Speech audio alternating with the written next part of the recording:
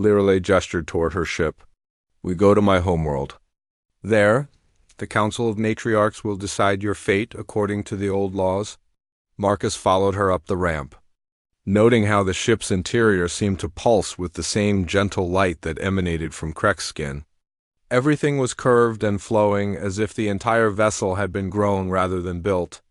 The technology was clearly far beyond anything humans had developed, yet it felt organic, alive. "Sit," Lirelei commanded, indicating a chair that molded itself to his body as soon as he settled into it.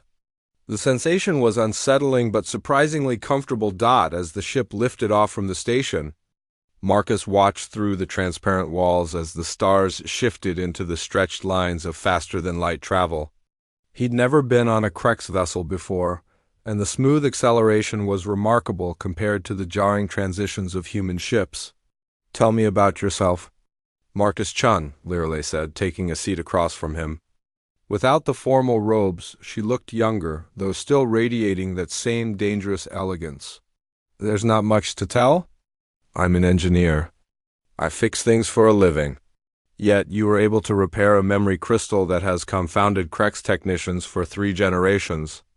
My great-grandmother damaged it during the War of the Shattered Moons, and since then, no one has been able to restore its full function." Marcus blinked in surprise. "It was damaged for that long? How did Zara know what songs it was supposed to play?" "She didn't. The crystal could only produce fragments, broken pieces of melody that carried no emotional resonance. What you gave her yesterday was the first time in over 60 years that the complete lullabies of our mothers could be heard." The implications of this hit Marcus like a physical blow. "I had no idea. If I'd known how important it was ... you would have what? Refused to help a crying child?" Lirelei's voice carried a note of curiosity rather than accusation. I don't know. Maybe I would have been more careful, tried to understand what I was dealing with before I started working on it." Lirelei was quiet for a moment, studying his face with those unsettling dark eyes. "Do you have children, Marcus Chun?"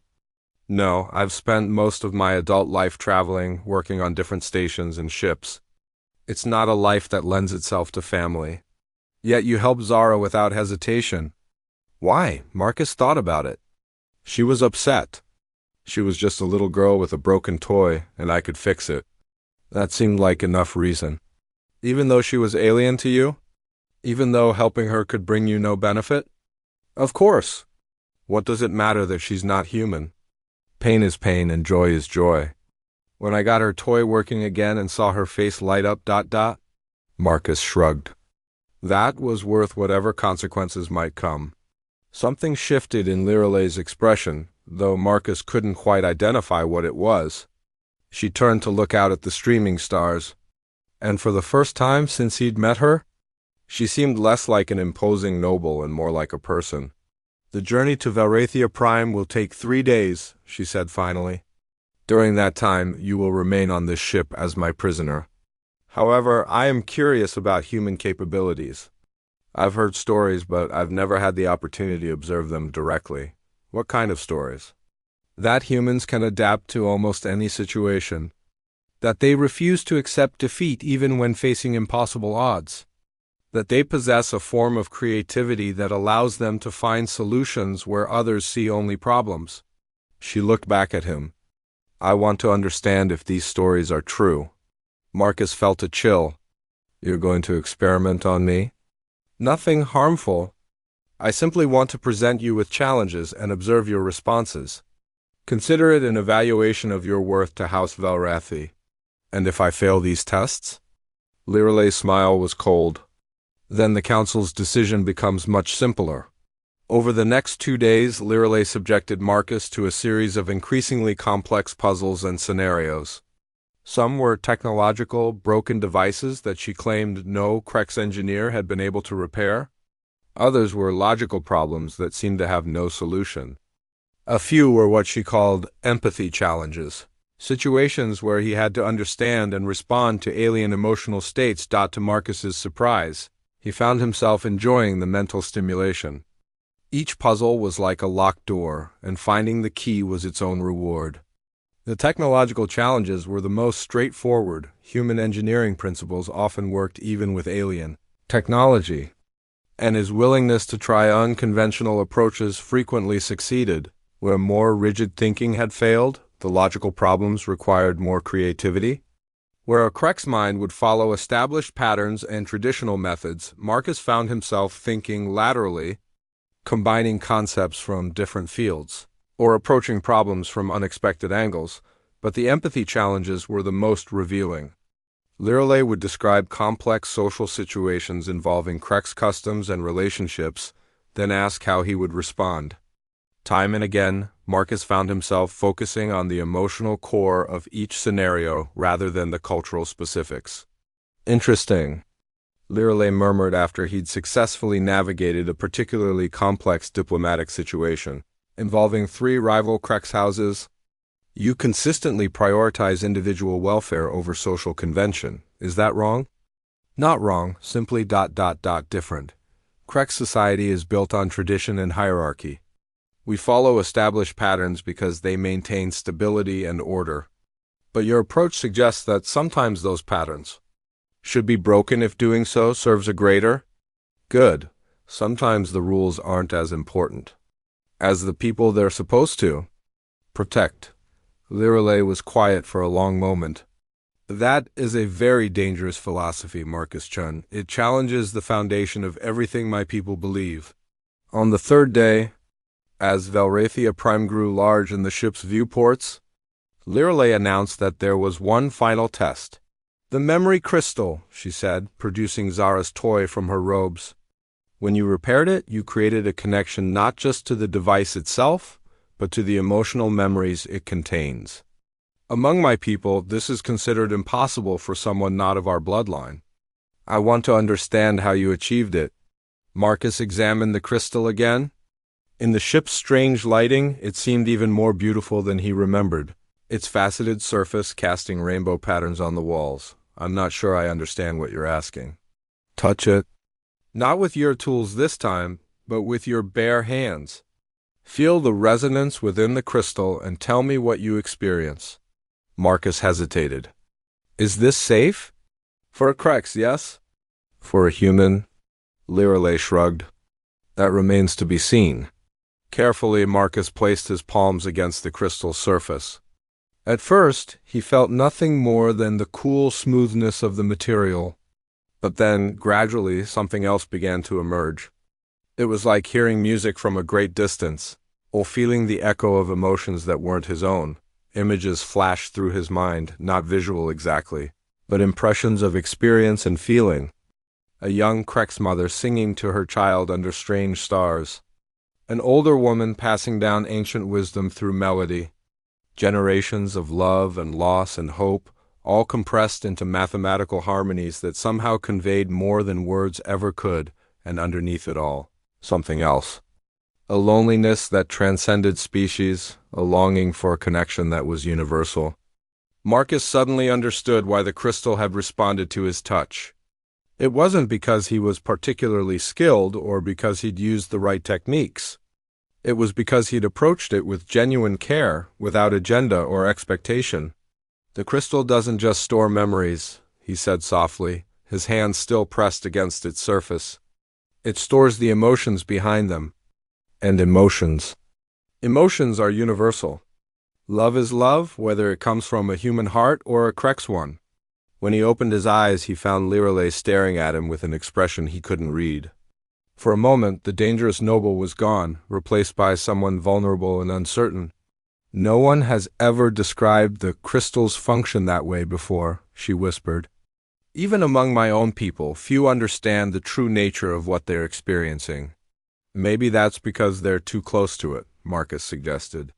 Sometimes you need an outside perspective to see clearly. Lireley took the crystal from his hands, her fingers brushing against his for just an instant. The contact sent a strange shock through Marcus, not painful but definitely noticeable. We're approaching Valrathia Prime, she announced, her composure returning. Soon you will face the Council of Matriarchs.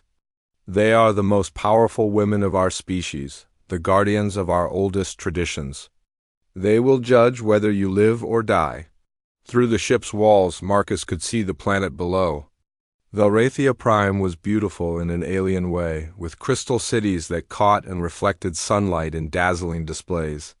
Floating gardens drifted between towering spires, and vast libraries housed the collected wisdom of millennia. "Is there anything I should know about the Council?"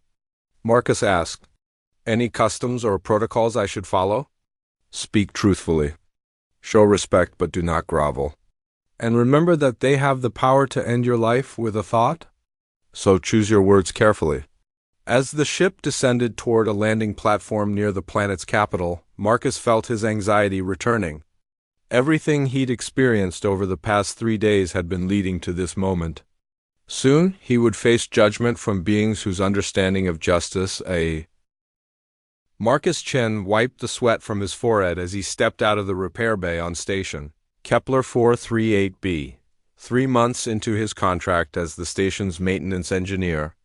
And he still wasn't used to the artificial gravity fluctuations that made his tools float away at the worst possible moments. The pay was decent enough for a human willing to work in the Outer Rim territories, where most species considered the conditions too harsh or unpredictable. The station buzzed with activity as always. Traders from dozens of different species hawked their wares in the central marketplace, their alien voices creating a symphony of clicks, growls, and melodic tones that had become background noise to Marcus. He'd learned to identify most of the common species by their sounds alone. The Vorthak with their deep, rumbling conversations about mineral rights. The Zilani whose high-pitched whistles usually meant they'd found something valuable to trade. And the Krex whose silence was more unnerving than any noise. Marcus made his way through the crowd, his human height making him stand out among the shorter Vorthak and the willowy Zilani. A few of the traders nodded at him in recognition. Over the past months, he'd fixed everything from their environmental suits to their communication devices. Humans, he'd discovered, had a reputation for being able to repair almost anything, even equipment they'd never seen before. It was something about their pattern recognition and problem-solving, abilities that other species found remarkable. As he walked past the food court, a small figure darted out from behind one of the vendor stalls and collided with his legs.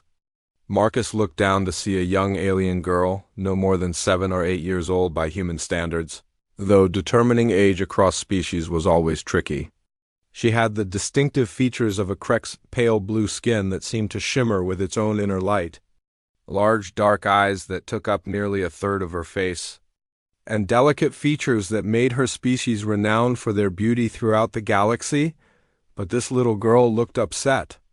Tears were streaming down her face, leaving silver tracks on her blue cheeks, and she was holding something clutched tightly to her chest. "Hey there," Marcus said gently, kneeling down to bring himself to her eye level. "What's wrong?" The girl looked up at him with those enormous eyes and said something in rapid Krex that his universal translator struggled to parse. The words came out as fragments. "Broken ... toy. Won't sing?" Mama said. "No credits?" Marcus held out his hands in what he hoped was a universal gesture of friendliness. "Can I see what's broken?"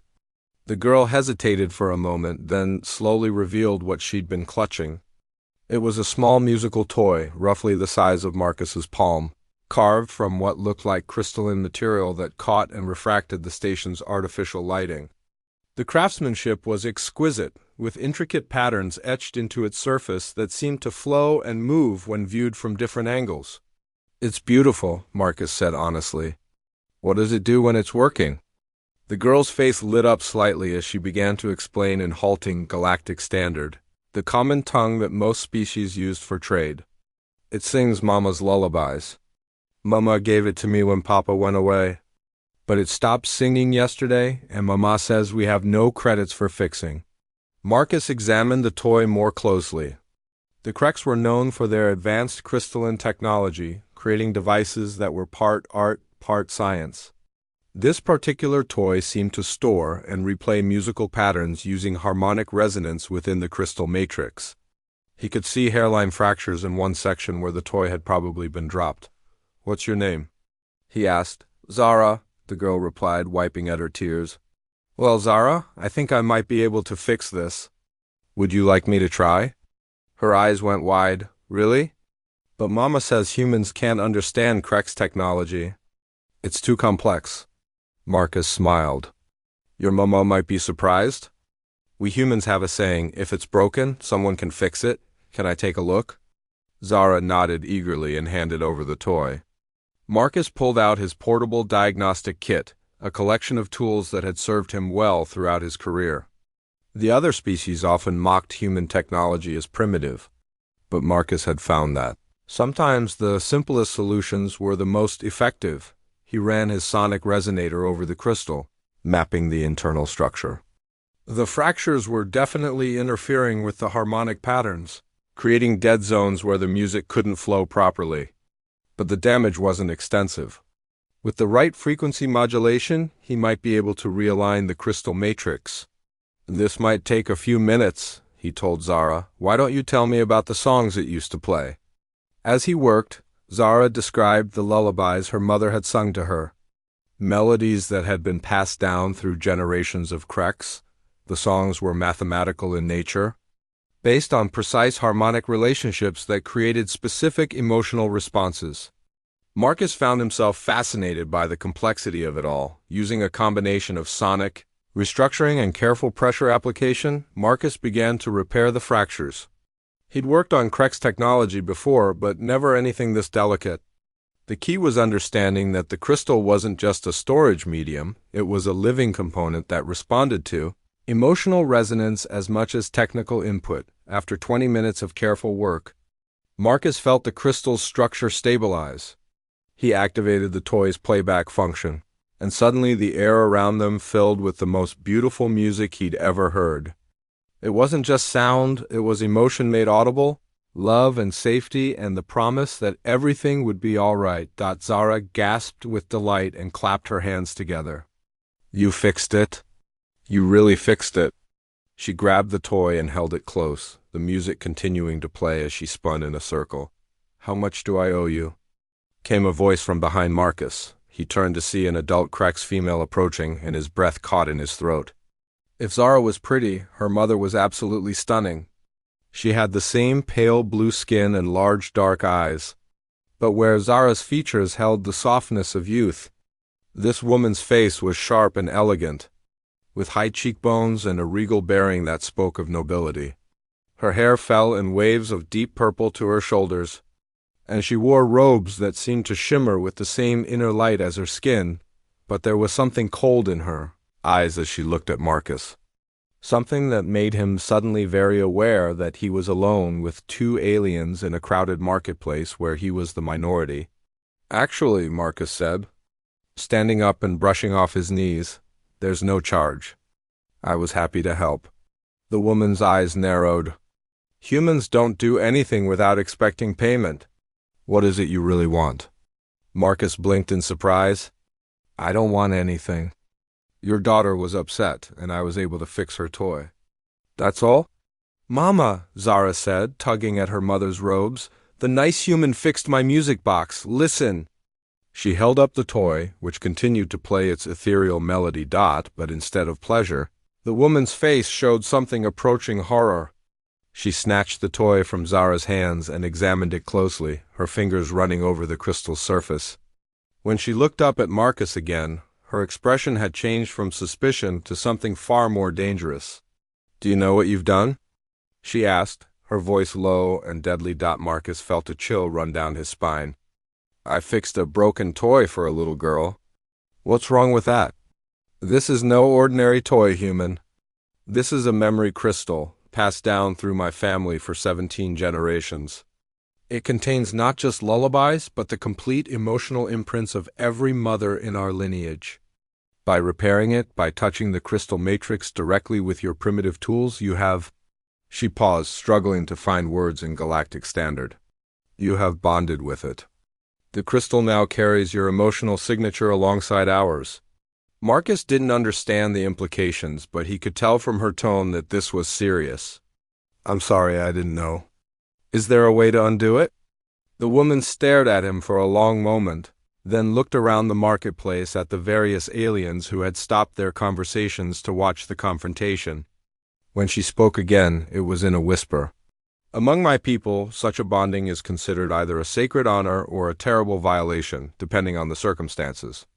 You are not Krex, you are not family, yet now your essence is intertwined with the most precious heirloom of House Valrathi. House Valrathi? Marcus repeated. My name is Lirle Valrathi. Perhaps you've heard of my family? Marcus's stomach dropped.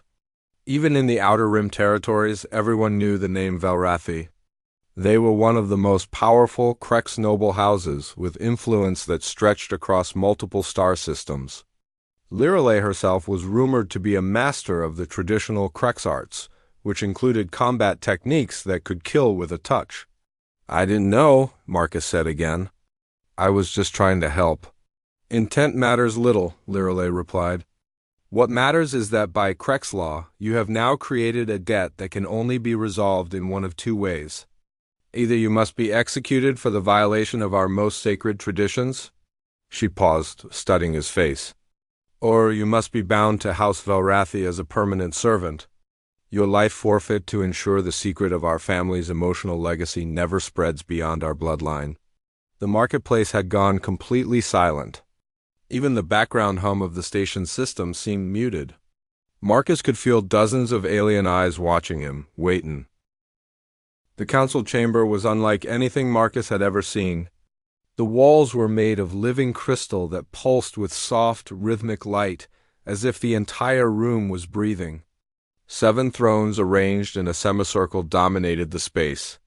Each one carved from a different type of precious stone and each occupied by a Krex, woman whose presence radiated power. These were the matriarchs, the eldest and most respected women of Krex society. Each represented one of the 7 great houses, and together they held authority over billions of lives across dozens of star systems.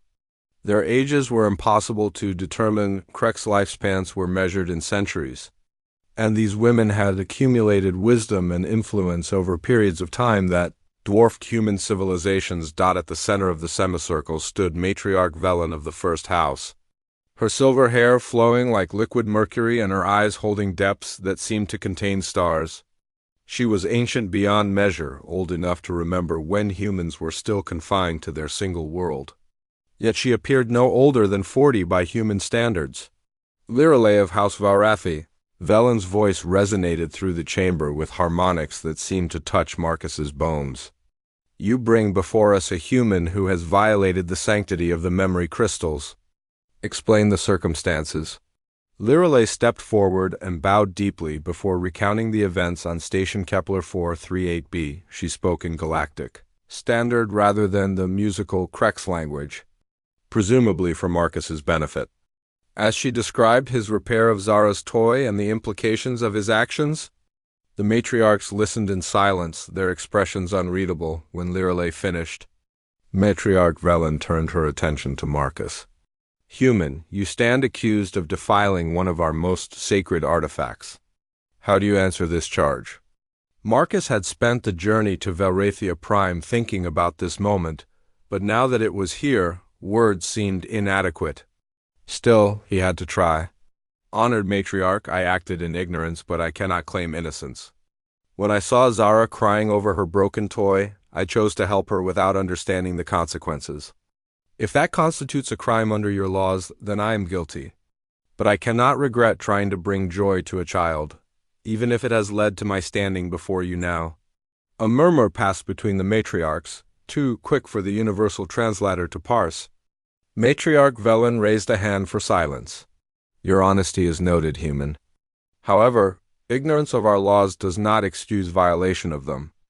The memory crystals are the foundation of our society, the repository of our ancestors' wisdom and love. For an outsider to touch one, to bond with one, is considered an abomination. I understand that now, Marcus replied, and I accept whatever judgment you deem appropriate. Matriarch Theris of the Third House leaned forward in her throne. Yet reports indicate that you accomplished something our own technicians could not. You restored the crystal's full function after 60 years of silence. How is this possible? Marcus glanced at Lirle, who nodded encouragingly. I approached the problem as an engineer rather than focusing on the cultural significance. To me, it was simply a broken device that needed repair. I didn't know about the emotional bonding until after the work was complete. Precisely the point, rumbled Matriarch Quran of the Seventh House, her voice like distant thunder. You treated our most sacred artifact as mere machinery. This shows profound disrespect for our ways, does it? Asked Matriarch Villana of the Second House, her tone thoughtful. Or does it show a different kind of reverence? Consider, our own experts failed to repair the crystal because they were constrained by tradition and fear of making mistakes. This human succeeded because he focused solely on the result, restoring a child's happiness. The debate that followed was conducted in rapid cracks, the musical language creating harmonies and discordances that reflected the speaker's emotions. Marcus couldn't understand the words, but he could sense the underlying tension. Some of the matriarchs seemed to view him as a dangerous threat to their traditions, while others appeared more curious about the implications of what he'd done. Finally, Matriarch Velen called for silence. There is a matter we must address that goes beyond the simple question of punishment. Lirale, show us the crystal. Lirale produced Zara's toy from her robes and placed it on a pedestal that rose from the chamber floor. The crystal immediately began to glow more brightly, its internal structure becoming visible in the enhanced light. Matriarch Celiara, Velen continued, addressing a woman whose throne was carved from what looked like compressed starlight. You are our most skilled reader of memory crystals. Please examine this one and tell us what you find. The matriarch descended from her throne and approached the pedestal. She placed her hands on either side of the crystal without touching it, her eyes closing in concentration. For several minutes, the only sound in the chamber was the soft resonance of the crystal's harmonics. When she finally opened her eyes, Matriarch Celiara's expression was one of wonder mixed with concern. This is unprecedented, she announced. The crystal contains not only the original memory patterns of House Velrathi's lineage, but also new harmonic structures that I do not recognize. They are alien in origin, yet somehow compatible with our own emotional resonances. The human's patterns, Matriarch Theris observed.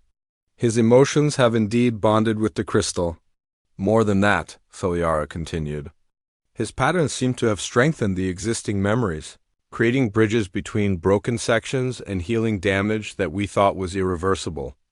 It's as if his alien perspective provided a missing element that our own understanding lacked. The chamber fell silent as the implications sank in.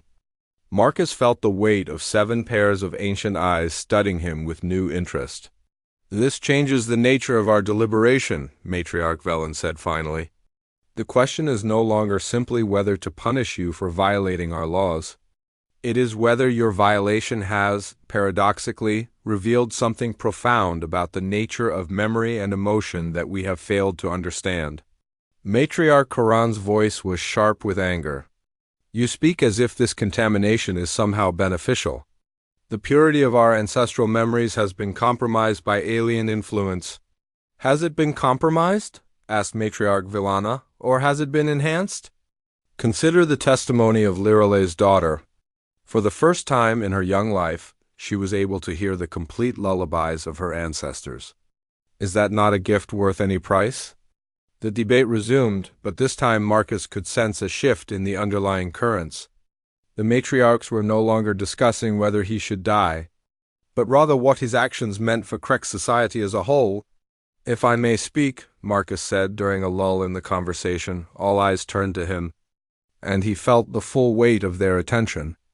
These were beings who had lived for centuries, who had guided the development of one of the galaxy's most advanced civilizations.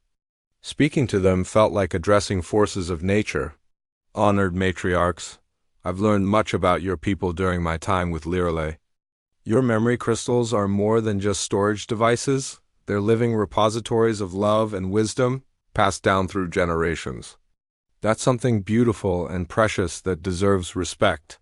He paused, gathering his thoughts. But I've also learned that these crystals have been failing over time, becoming damaged or corrupted, and your traditional methods can't always repair them. Maybe that's because you've been thinking of them as purely Krek's artifacts, when in reality, the emotions they contain are universal. Matriarch Celiara nodded slowly. Continue. Love is love, whether it comes from human parents or Krex ones. The joy of a child playing with a favorite toy, the sorrow of loss, the hope for a better future, these feelings transcend species. Maybe that's why I was able to bond with the crystal. Not because I'm special, but because at its core, emotion is a language we all speak. Marcus took a deep breath before continuing. You're worried about contamination, about maintaining the purity of your traditions. I understand that. But what if instead of contamination, this represents an opportunity? What if working together, humans and Krex could preserve and restore memory crystals that would otherwise be lost forever? The chamber erupted in a cacophony of musical Krex voices, some harsh with disapproval, others bright with possibility. Marcus waited for the storm to pass, wondering if he'd just sealed his fate or opened a door to something unprecedented. When order was restored, it was Matriarch Velen who spoke. You propose an alliance between our peoples based on shared emotional understanding? Yet our cultures are vastly different. How could such cooperation function in practice? The same way it worked with Zara's crystal, Marcus replied. We focus on the goal, preserving something precious, rather than on the differences in our approaches. I brought engineering skills and fresh perspective. Krex bring deep understanding of the emotional resonances and traditional knowledge. Together, we might accomplish things neither could achieve alone. Lirale stepped forward.